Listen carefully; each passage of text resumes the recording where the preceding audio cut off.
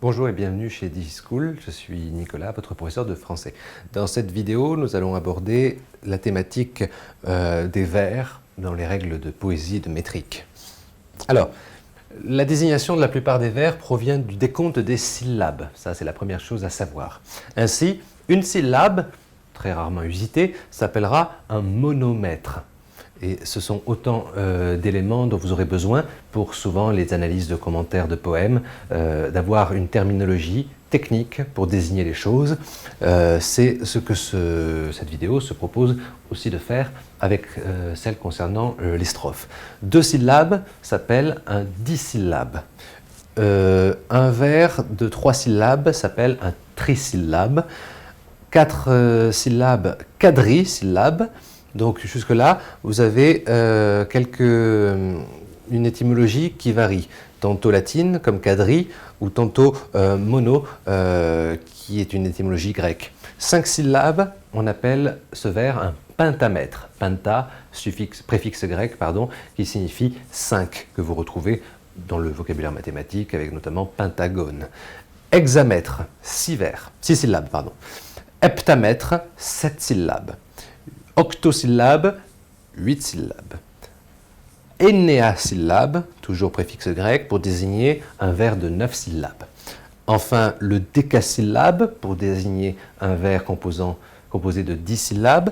Et un indécasyllabe, désignant un vers de 11 syllabes. Et celui qu'en général on connaît le mieux, l'alexandrin, vers de 12 syllabes, vers de l'épopée par excellence, vers préféré des poètes tragiques, Corneille, Racine et même Molière dans ses pièces. L'alexandrin, des fables aussi, encore que La Fontaine aime à alterner octosyllabe et alexandrin. Reste que l'alexandrin et l'octosyllabe sont sans doute les vers les plus courants de la poésie française. Voyons maintenant comment mesurer le vers. Alors, pour mesurer un vers, il suffit de compter les syllabes prononcées qui forment, comme on l'a vu précédemment, un mètre. Ainsi, exemple tiré de la tragédie Bérénice de Jean Racine, « Je n'écoute plus rien et pour jamais adieu ». Écoutez les syllabes prononcées et ainsi faites le décompte. Je n'écoute plus rien et pour jamais adieu.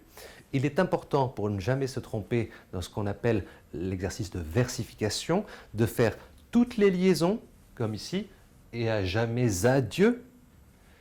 Et aussi de comprendre que l'alexandrin est en tant que tel un vers parfait et qu'il faut comprendre 12 syllabes comme 2 fois 6. Si bien que dans la poésie classique, la 6e syllabe, qu'on appelle la coupure qui survient à partir de la 6e syllabe, c'est-à-dire la moitié de l'alexandrin, s'appelle la césure.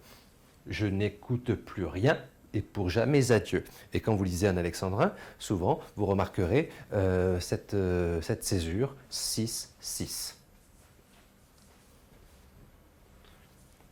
À bientôt chez DigiSchool.